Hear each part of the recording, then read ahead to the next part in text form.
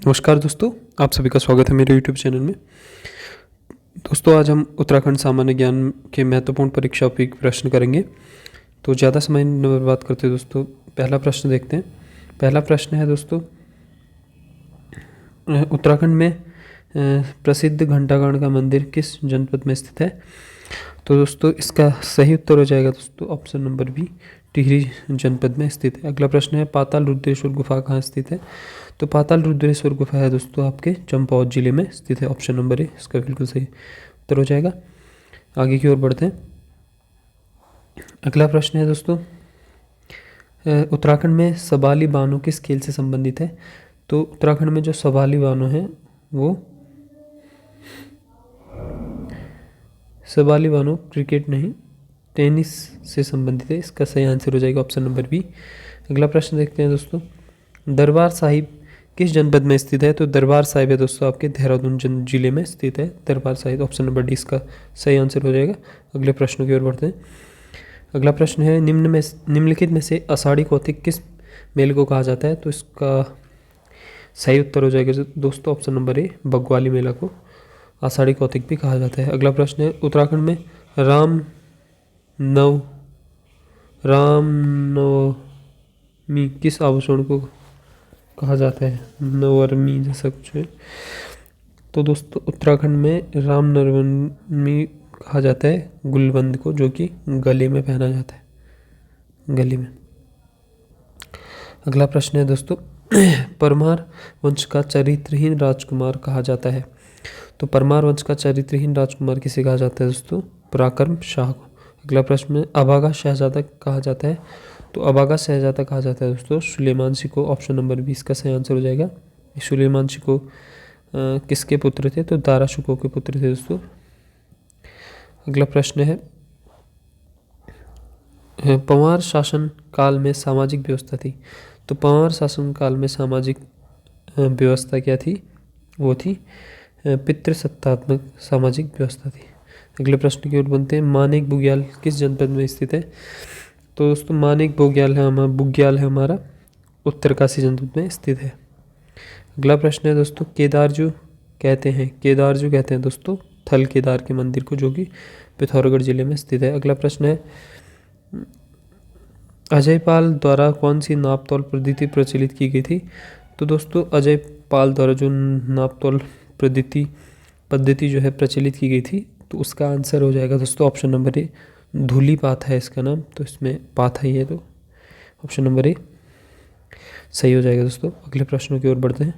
अगला प्रश्न है, माधो सिंह भंडारी किसका सेनापति था? तो दोस्तों माधो सिंह भंडारी जी हमारे महीपति शाह के सेनापति थे। इसका सही आंसर हो जाएगा ऑप्शन नंबर ए। अगला प्रश्न है, किस पंवार शासक की मृत्यु रघुनाथ मंदिर में हुई थी?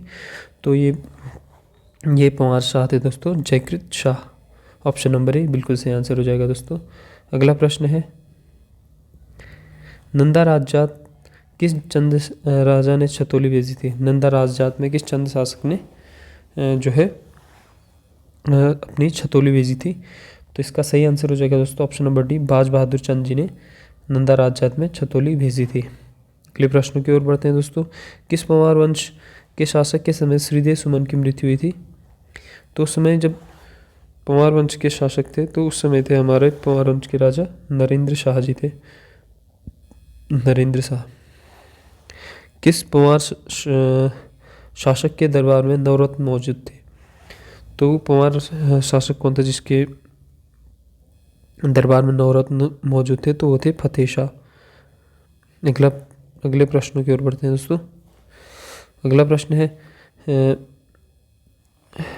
है, चंद वंश का प्रथम शासक जो दिल्ली सल्तनत के सुल्तान फिरोज शाह तुगलक के दरबार में भेंट अर्पित करने गया था, तो उसका नाम सही है दोस्तों ज्ञानचंद, गरुड़ ज्ञानचंद, जिसको गरुड़ की उपाधि दी गई थी। इसका ऑप्शन नंबर बी सही आंसर हो जाएगा दोस्तों। अगले प्रश्नों की ओर बढ़ते हैं। अगले प्रश्न है, केदारनाथ आपदा की सच्ची कहानियाँ पुस्तक के लेखक हैं? तो इस जो केदारनाथ आपदा की सच्ची कहानियाँ पुस्तक लिखी है दोस्तों, वो लिखी है हमारी रमेश पोखरियाल जी ने। अगला प्रश्न है, जलेश्वर मंदिर कहाँ स्थित है? तो जलेश्वर मंदिर है दोस्तों आपके कर्णप्रयाग में स्थित है जलेश्वर मंदिर। बहुत इंपॉर्टेंट प्रश्न है। अगला प्रश्न है खतौड़वा त्यौहार संबंधित है। तो दोस्तों खतौड़वा त्यौहार हमारा किससे संबंधित है? पशुओं से संबंधित है। अगला प्रश्न है बिखौती के नाम से जाना जाने वाला त्यौहार है। तो बिखौती के नाम से जाना जाने वाला त्यौहार है बैसाखी। बैसाखी इसका ऑप्शन नंबर ए सही हो जाएगा। अगले प्रश्नों की ओर बढ़ते हैं दोस्तों। अगला प्रश्न है कवि चित्रकार मौलाराम चित्रकला की किस शैली के लिए प्रसिद्ध है? तो मौलाराम है जो है गढ़वाल शैली के लिए प्रसिद्ध हैं। गढ़वाल शैली के लिए प्रसिद्ध है। ऑप्शन नंबर 20 का सही आंसर है। अगला प्रश्न है पंवार वंश में आय व्यय का अधिकारी कौन होता था? तो दोस्तों पंवार वंश में जो आय व्यय का अधिकारी होता था तो उसको कहते थे दीवान। ऑप्शन नंबर ए सही आंसर हो जाएगा। अगले प्रश्नों की ओर बढ़ते हैं दोस्तों। निम्न में से किस राज्य में नंदा देवी महोत्सव मनाया जाता है? तो दोस्तों नंदा देवी महोत्सव मनाया जाता है दोस्तों उत्तराखंड राज्य में। आप सभी को पता ही होगा। बिरसी जलप्रपात स्थित है। बहुत बार एग्जामों में पूछा जा चुका है दोस्तों। तो इसका सही आंसर हो जाएगा पिथौरागढ़ जनपद में है बिरसी जलप्रपात। अगले प्रश्नों की ओर बढ़ते हैं। अगला प्रश्न है उत्तराखंड का प्रसिद्ध सूर्य मंदिर स्थित है। तो दोस्तों इसका सही आंसर हो जाएगा कटारमल सूर्य मंदिर जो कि अल्मोड़ा में स्थित है। बहुत ही प्रसिद्ध सूर्य मंदिर है। ऑप्शन नंबर मूर्खली है। मूर्खली एक प्रकार का क्या है दोस्तों? यह है आभूषण। ऑप्शन नंबर ए बिल्कुल सही उत्तर हो जाएगा। अगला प्रश्न है किस कुमाऊं का या चंद वंश का रंगीला बादशाह कहा जाता है? तो दोस्तों ये कहा जाता है देवी चंद को कुमाऊं का रंगीला बादशाह भी कहा जाता है। अगला प्रश्न है दोस्तों उत्तराखंड में उगाई जाने वाली फसलों का महत्वपूर्ण समूह है। तो है ये दोस्तों एक धान नहीं गेहूँ मडुआ नहीं ये होगा। ऑप्शन नंबर बी होगा दोस्तों गेहूँ धान मडुआ व आलू। गेहूँ धान मडुआ व आलू है उत्तराखंड के महत्वपूर्ण जो है फसल। ये नहीं होगा। ऑप्शन नंबर 20 का सही आंसर हो जाएगा दोस्तों। अगले प्रश्नों की ओर बढ़ते हैं दोस्तों। नवादा देहरादून में किस रानी का महल था? तो नवादा देहरादून में था रानी कर्णावती का महल था दोस्तों जो कि किनकी पत्नी थी? ये थी महीपति शाह की पत्नी। और ये किसकी संरक्षिका थी? ये थी हमारी पृथ्वीपति शाह की संरक्षिका भी